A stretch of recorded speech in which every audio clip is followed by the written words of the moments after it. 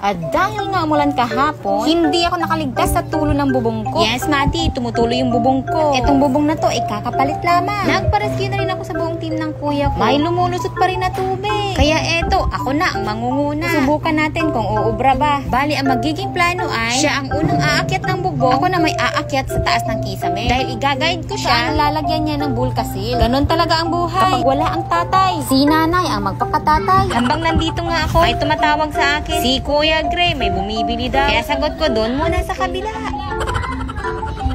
Oo, dito ako sa bubong. Nandito ako sa muna. Jong, saan ka na? O, dito o.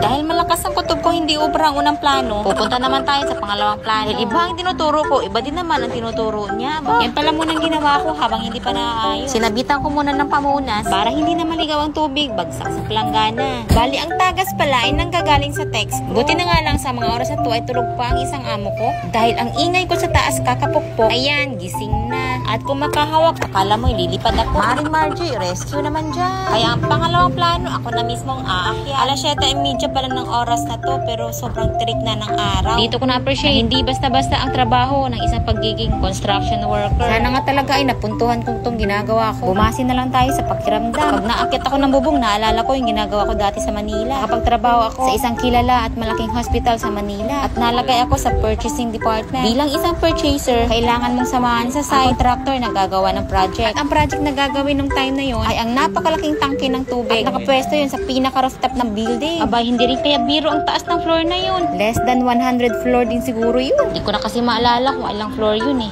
Basta, mataas. Imagine mo na lang, Madi, na umakyat ka sa hagdan na bakal. Tapos naka-heels ka pa. Bakit ako naka-heels? Baka sabihin mo naman, aanga-anga ang Madi. Noong panahon na yun, trainee pa ako. Kaya sunod-sunuran pa tayo sa trainer. Pag sinabi niyang punta dito, punta ka agad. Wala nang tatanong-tanong pa. Basta ba ay related sa trabaho mo? Aba, ay for the go. Abay, simula noon, tumapang-tapang konti ang Madi. Tumapang-tapang sa mga ganitong akyatan. Walang akyat bahay sa ibang bahay. Baka makahemas rehas tayo niya. Nagganda yupi-yupi na. Kakaakyat dito para ayusin ang mga butas-butas. Abay, salamat sa aking body. Mamaya mo na kunin yung premium mo. Inubos ko na lang, Madi. Dahil gigil na ako kakaakyat dito. Akyat baba, akyat baba. Inubos ko na lang ang buong bulkasil na hawak. Ang sarap pa namang namnamin ng ulan. Sa kabila ng ilang buwang init. Ito pala yung nilagyan ng team ng kuya ko dati. Nagkabitak-bitak na rin ang nilagay nilang bulkasil. At dahil naubos ko na, tara na at bumaba na. Umiiyak na yung amo ko. Kung sa paakyat, medyo okay pa. At pababa, medyo nakakalula. Alangan naman hindi ako bababa. Kailangan natin gawin ang mga bagay na to. At dahil parang malambot, lipat tayo sa kabila. Ito talaga yung struggle pag bababa na. Ang lakas ng loob umakyat. Maganda kasi yun, Madi, na dahan-dahan pero sigurado. Nakailang Jesus name din pala ako yan bago ako nakababa. Titignan natin sa susunod na ulan. Sana nga lang, ito na yung last akyat ko dito. Unang ngiting tagumpay.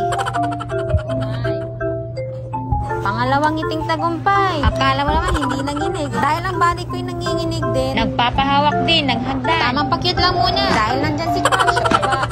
Follow for more. See you